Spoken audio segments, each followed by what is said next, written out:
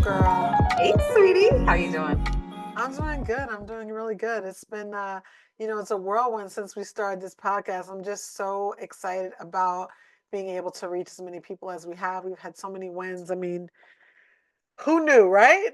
Tone, like I cannot get over how many people are like pouring into us right now. The comments that we're getting and the feedback has been beyond my wildest dreams of how we've been able to inspire people to come forward and speak on their things and things that they've been going through.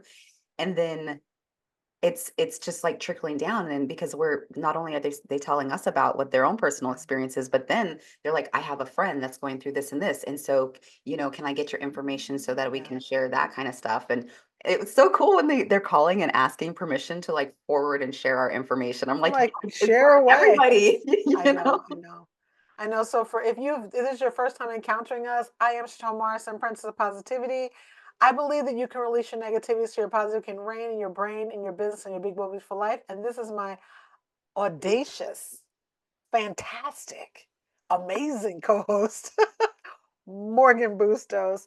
And what we're talking about is this is the Getting the After podcast, but we recently released a 5-part series, actually ended up being 6 parts, called Overcoming Silence, where we're talking specifically about domestic violence, what it looks like, the aftermath, because Morgan is a survivor. And although we'll not be talking about that per se today, we are going to be talking about what happens with our youth, our young people, Generation Z, our older teens, early 20s, and how can we support them? Because as a millennial, as a Gen Xer, um, we have these generations that have these young people in their lives. You might even be a grandparent taking care of a Gen Z and be trying to figure out what in the world, like what is going on with them. Um, so for us, because we both are encountering this age group, right, in our households, and we're trying to relate. We want to talk a little bit about how we can support them the best. I do want to give a disclaimer. We're not psychological professionals, but we are coaches, and we specifically work with the modality emotional freedom technique, which you can use for yourself as a millennial mom or a Gen X mom, but you can also use to help your children to release from the negative energy that's no longer supporting them. Yeah, that is such a good point because not only is it helpful for us and everybody you come in contact with, but especially when your children have also gone through those traumas with you, for them to be able to learn how to navigate through that and to be able to release it. You know what I Yeah, mean? Especially like when they're right in the moment of having something come up, yeah, especially like certain times of years. I think so we talked about that previously, how certain times of year or smells or songs or whatever it may be can trigger you, when you're in that moment for the children to be able to um, use the tools we've given them. It's yeah. amazing. It's amazing. So today, I was thinking we could just chat a little bit about, obviously your children lost their dad. It was tragic. And it's been, almost 3 years. So it's been a lot. Maybe you can share what are some of the things that you've done in order to create a safe place for them outside of just being in a safe place. What are some of the things that you found that are helping? And then maybe even mention some of the things that haven't worked. Honestly, communication is key. And we know that when when we were teenagers, we didn't really want to talk to our parents. Like you want to talk to everybody but your parents. So even in those moments, letting there be silence and knowing when to talk to them and when not to talk to them, but to really encourage the communication. And then also one thing that really, really helped was letting the children know, like, these are the things that I'm feeling. It's safe for you to Mm, feel these too. This is what mommy's working through. It may not even apply to you, but just so you know, hey, like, this is a safe place to talk, you know? Because a yeah, lot of times people don't know, or children may not know how their parents feel about the other parent, perhaps, yeah, or whoever it may have involved, and may feel like they're not being loyal to you by yeah, having emotions about the other person, right? yeah, So just letting them know that it's encouraging that communication, encouraging them to have um, even nonverbal outlets. yeah. Whether it's journaling or being outside, doing projects, like even extracurricular activities or whatever it may be. Just physical activity is super super important to help them Yeah. Have that release. release. Have that Yeah. release. Yeah. It was interesting. I was doing some research in preparation for us today, and this Generation Z, so anyone who's not aware of what that looks like, these are the generations that we talk about. You know, Morgan's definitely millennial. I'm a Gen X, although I really identify as a millennial because I'm older than a millennial. I could be Morgan's Right. mom if I had started super early, which I did not. Actually, it was 10 years before my husband and I even had a child after our marriage. But Generation Z would be those that are born between 1997 and 2012. And so my children are smack dab in the middle of that. My daughter right now, my son, you know, both of them. And it's interesting because the things that they've encountered are so completely different than even millennial one generation before or two Yeah. generations before, which would be my generation.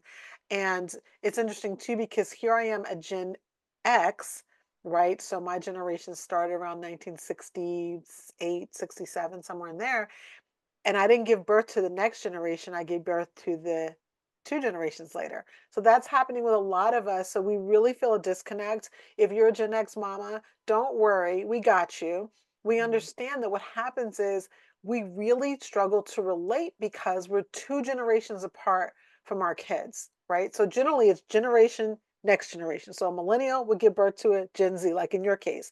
But in my Mhm. case, I'm a Gen X had given birth to two Gen Zs. And so there's a lot like it's like what? Like you gotta relate on a different level, be willing to get down in the trenches and let your mindset, how you were raised, all those things, let that go, even though it may guide you a little bit, but understand that they may not get you.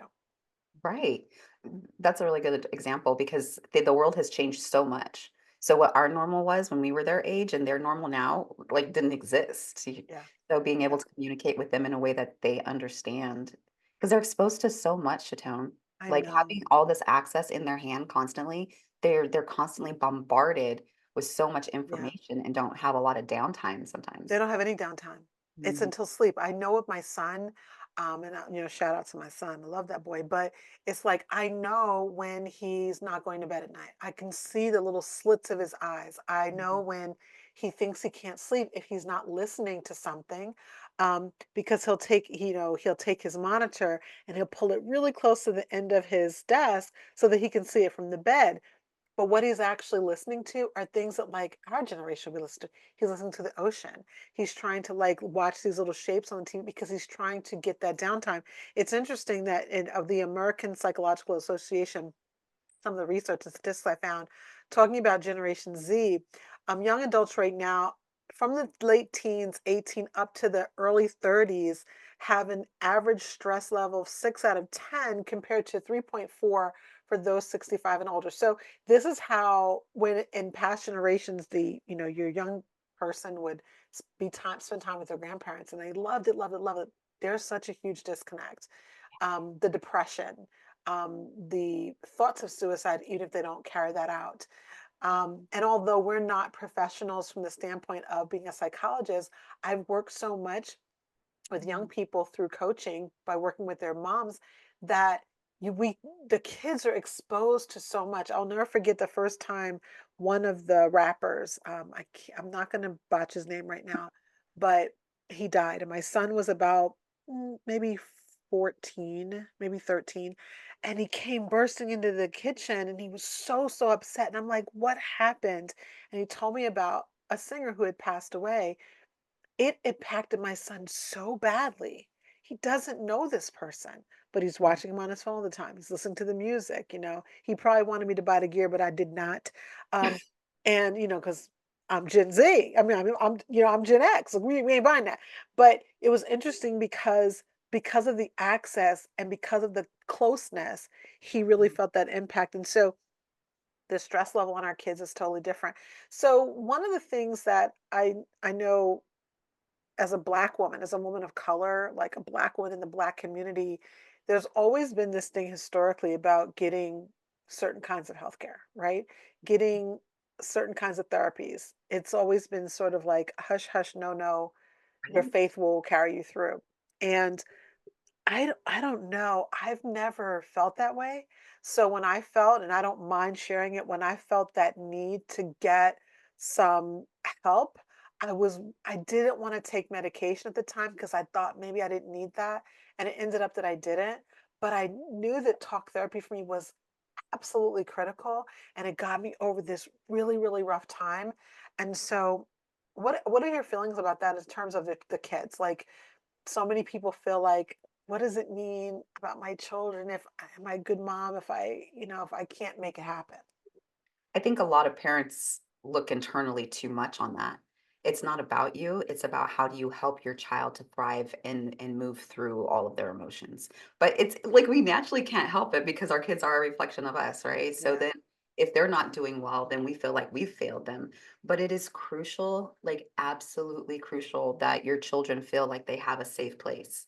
And yeah, so having a complete stranger, you know what I mean, that they can yeah, go to and they can release all that to and they can they can whatever emotion they wanna have in there, they're not gonna be criticized or put down or feel bad for or be punished for speaking right, the truth. I think it is imperative that everybody has a safe place that they can talk to, like a yeah. therapist, but also not just that kind of therapy, but there's so many other different forms of therapeutic help that they can receive. Like, what are some that you've enjoyed doing with your kids?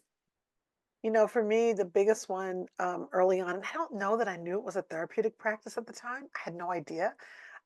It was just what made sense to me because of what I was doing. And that was, of course, and I always keep some on my desk, essential oil. My kids used to call this their weed rag. So what I would do is I would take essential oils and put it on a bandana and I would stick it in their backpack, or sometimes I would take a small, like, cloth that was, really soft to give them that kind of sensory so they can Yeah. have that downtime at school, and I would have that fragrance on there and put it in their back pocket. And there were times when we'd be different places, they'd get overstimulated. This is when they're really young even, that they knew that I would have a little Ziploc and it would have a it wasn't weed, okay? I don't smoke, right? Or take gummies, but they knew. So this was for me one of the first things that I introduced my children to. The second thing, of course, was just breathing, just knowing how to breathe in, 8 counts and breathe out 8 counts, or, whatever their little bodies could handle. Um, of course, the other thing was this idea that wasn't a punishment. Sitting in the corner is not a punishment if you didn't do anything wrong. Isolating yourself so that you can just relax for a moment. I think we forget that our teenagers need that. They're not just in their room with their friends. Look, I'm preaching to the choir right here. Our sons are always on the phone. My son and your son, The same they're with like each us. other. But then again, I don't know can we even say anything because we're always on the phone. Like, can we even get mad at them? It's like, are you talking to him? Or you're talking to her? So I mean, I don't even really think that we can. I think it's so important that they have peers they can talk to too. So, I mean, obviously, you're coming up on this big anniversary. Um, what are things that you're doing to kind of try to normalize emotional upheaval in your household right now? Scheduling, outings. So, like, we've been, like, for example, we're gonna be coming seeing you here in, like, 2 weeks. Because being away from our normal area, it Yeah, like, helps us to be able to disconnect from what's coming, because you can feel the energy in the yeah, house. Like everybody is starting to shift and, be a little more irritable or emotional and just feisty. Like everybody's yeah, kind of feisty yeah. right now. So by just like removing ourselves from the area and going somewhere else, and then even like trying to schedule just like a day drive to the beach or something Hmm. like that, in January. Making good memories around that time It's period is so powerful super important. to Super kind of like cover over. I mean, it's always going to be there.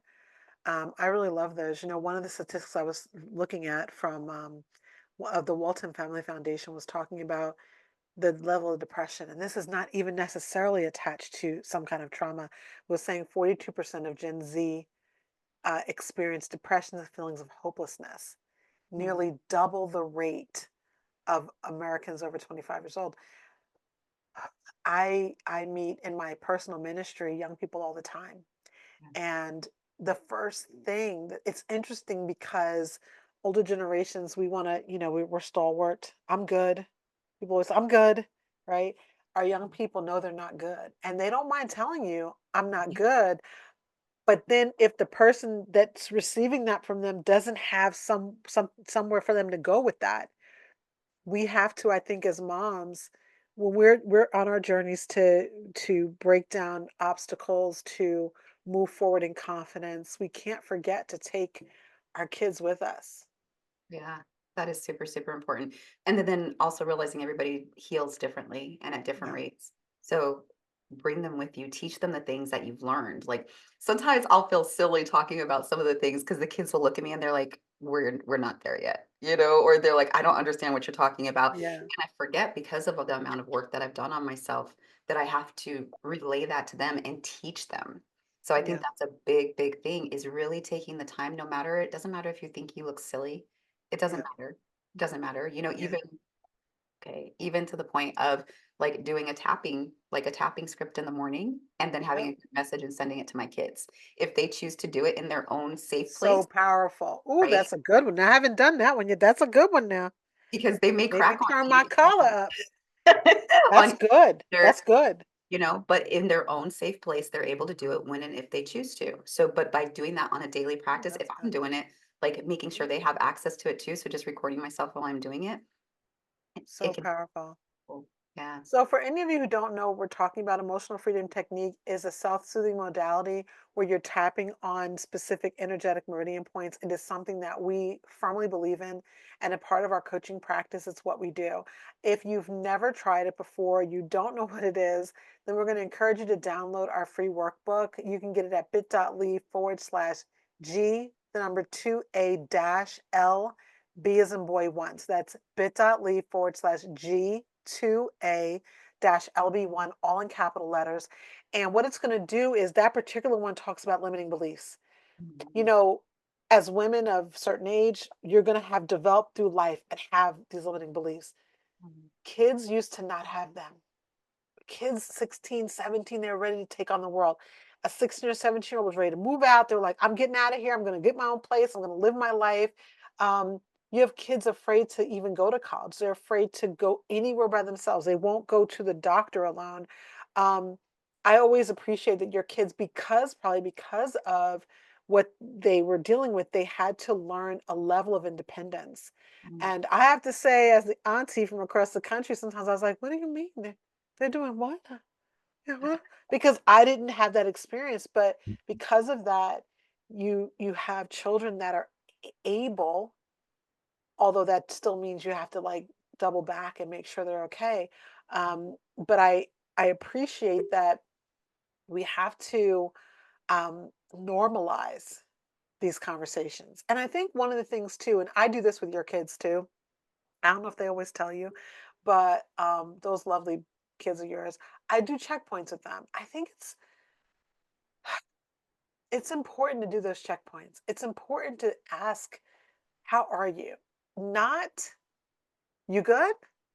Yeah. Because a lot of times we do that because that's what we want to hear. We want to hear yes or no. Those yes or no questions are a no no. They don't work.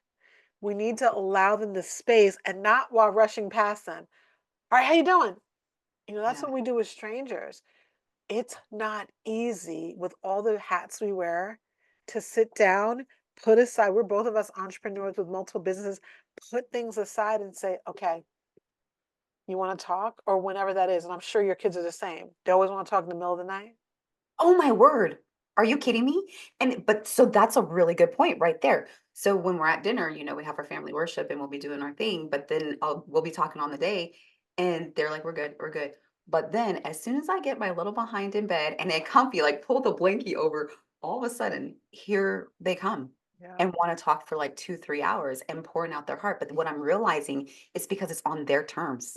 Yeah. They are coming to us and saying, "Okay, now I feel safe. It's you and Yeah. me. It's not you and me and my siblings," kind Yeah. of thing. So learning when and how to talk to our kids, they'll talk to you when they want to talk to you. So make sure, no matter how inconvenient it may be sometimes, Yeah. or how exhausted, just listen. And then also, Chatone, learning to ask different questions. Not how was your day? What can I do to make your day better? Yeah. Oh, Like, that's a good one. you Yeah, that's a know, good one. because they are going through their own emotional stuff. Yeah. Kids have bad days too, Yeah. And honestly. that's the thing. Like, I don't think that sometimes we don't allow that to have room. Mhm. One of the things that I know for sure is that the impact of social media says, I have this group over here that you know nothing about. You don't understand what I'm doing. You don't get this. You're Mhm. not on my plane or playing field. But what they don't understand is that they're new. They're like new, like you're experiencing every single thing for the first time. One of the things that I've done with my kids is let them know that I make mistakes. It's not always right. It is not easy when you're working so hard to admit to your child, yeah, I blew that one. Yeah. I messed that up, and then I'll let them know. And this may resonate with someone, this is my first time too. So there are times when we've gone through something that they've gone through, so we have all this knowledge, but there's other times with no matter what, actually we're all still, as a parent, unless you've had multiple children, but with this year, whatever that time frame is, it is your first time going through that with a teenager. It's your first time going through that with a college age student.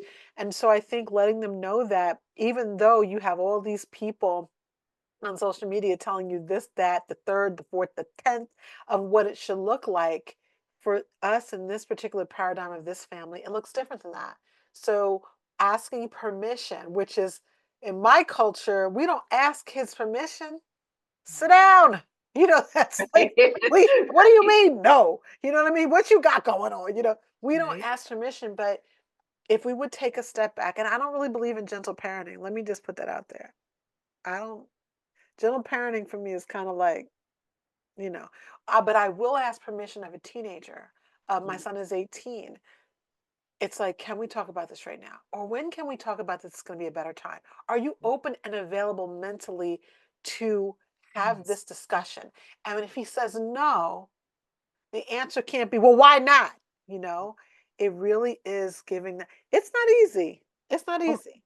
that's a really, really crucial point for everybody to hear, especially when you have teenage boys. Because my sons, like being 16 and being 19, they're in this I'm a man kind of phase, and Yeah, like they challenges. like, it smells a certain way, and all of a sudden you're like, Yeah.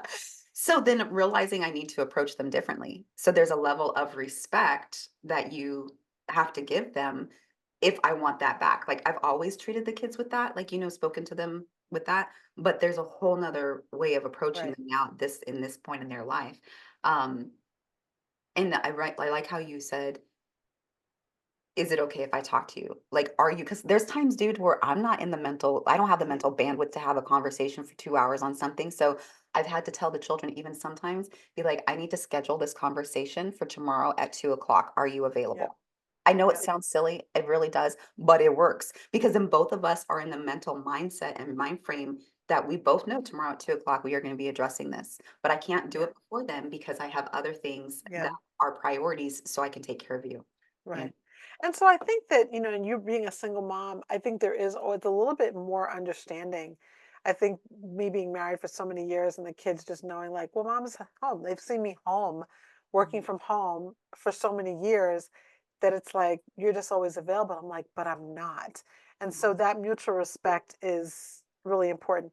So one more thing I want to talk about today, because again, we're talking about how do we navigate, help our young people. And this is going to be a conversation we're going to have, you know, many more times, because I think as the world is trending, even right now, there's a lot of things in the political climate that are, a lot of very touchy things. Our young people need us to talk to them, not get angry and not raise our fists at, power, but let them talk about how they're feeling about things. And my kids are definitely coming to me with conversations that I didn't plan on having, and I have to be available for them. Um, One thing that I know that you've done that I think is important too, and it's one of those things that, sometimes it's like, what do you always got to be with your friends? You're always gonna be with your friends, but there's actually a good thing too, I think, from allowing them to have the positive peers if they're positive, right? And then you still having the right of refusal, because I still had the right of refusal with an 18-year-old. I'm like, who is it? What? Mhm. Because you live here and you want to go be friends with that type of person out there. I'm conservative. You can do that out there. when your address is different. How are you navigating, allowing that kind of freedom? Because I know your kids are often not home. And so it's looking like it's working, but how are you navigating that? It's hard. It is so hard, I'm not gonna lie, because it's You're gonna tell me it's great and no, easy. no, well, girl, I ain't gonna lie. It's difficult. It is. It's and it's not that it's necessarily no, it is hard because you have a way of raising your children and then Yeah, they get to an age where they need their own independence and you're showing them trying to be respectful to let them know, okay, like go spread your wings, like go ahead. And then at the same time, when you do come from trauma, being, you're still kind of like holding on, like, are you safe to go out there into the world? So then yeah, having to trust them that I did a good job raising them and giving them the tools they needed to be out there and make those decisions. They're kids. They're gonna make yeah, mistakes. I'm an adult. I make mistakes every day. I make yeah, choices every day. So I expect them to because they don't have the life experience. But what I can say is it is a beautiful thing when you do let them go and you see them make the right decisions. You see them coming home before curfew. You see them calling and being like, "Hey, mom, I was just checking on you. wanted you to know yeah. I'm That's nice. That's you know, nice. That's you nice. know." That's nice. So, Yeah. So I think, I mean, the whole goal right now, I think, is to keep our kids safe. Like you've always said that when you were in the midst of domestic violence, you're like, I want my kids to be safe. I think that when you're outside of trauma, sometimes you can forget that that is still the most important thing. And mm, sometimes that safety is mental health. Sometimes that is emotional health. Sometimes it is, things that are touchy for you to talk about. Sometimes it is letting them just vent in the middle of the night. mm, My young people tend to talk to me late at night. I happen to be a night person, so it's not a problem. But because I'm a night person, I'm usually working at night and I have to put my work aside or stay up later, allow them their 1 or 2 hours, and then I'm doing something at 3 a.m. because I'm a night person. But I think fostering that open communication and trying to keep like,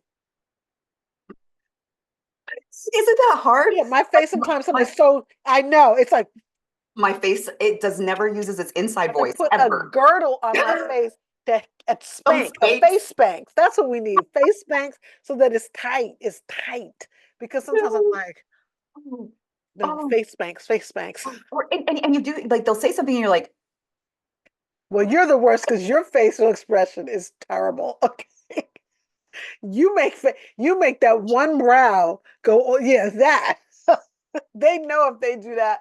All right, listen, we're not going to tap this week, but I do want to challenge you to think about what's happening with your young people, and it may not be your kids. It may be your grandkids. It may be a niece, a nephew. It may be a trusted friend's child that may come to you.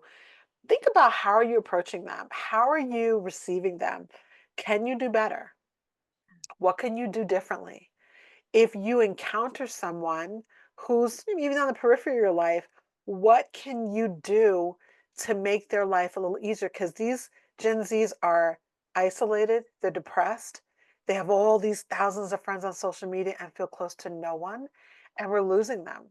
We're mm, losing them either physically, totally losing them because of they're ending their lives, or we're losing the mental health because they are literally so um, into themselves that they can no longer function in the regular worlds. It's becoming an epidemic, and I think if each one of us decides to take a step, it's mm. not easy, but if we take a step, then we can change one life. We can change one. You know. You know what I thought was interesting? My youngest son comes up to me a couple months ago and he's like, "Hey, my friend wants to know if she can have your number." And I was like, "For what?" Wow. And he goes, "Well, she just wants to talk to you about something." So she was reaching out to me and asking for help, all because of the way she was overhearing me communicate Wow. with my son. And my son Wow. constantly talking about how much he talks to my mom about this, or my mom was doing this and this, or whatever it was. So we don't realize the people They're that listening. yes, and the people that we can reach and help. Your kids, like your kids' friends, may not have safe places to talk. So be Yeah. that person for them. It just takes a second, but it could Ooh, be that's a whole nother episode, but you're right. That's a big one. So So listen, make sure you get our workbook. It is very powerful. And if you'd like to be a part of our tapping circles or part of our group coaching, definitely email us at tapping@gettingtoafter.com. One of the things that has happened since us giving birth to this podcast is that people understand, you know what? That stress that I'm totally used to, that feeling of overwhelm or that anxiety that I'm having on a regular basis, we get used to, we get numb to things. Right? We think it's normal and then it's not. And if you're not going to go get higher levels of therapeutic help, can you start at home? Is there Mm, something you can do for yourself at home so that when you do encounter your children or your spouse or your loved ones or those you're caring for, that you can really be better? mm. It's worth looking at it. It's worth looking at it. So we will see you soon. Thanks, Morgan, for popping in with me. I Oh, always love honey, talking with you. always a pleasure. Always a pleasure. We have a All hoot. right. I know, I know. We'll see you guys next week. Bye. Have a good one. Take care. Mwah.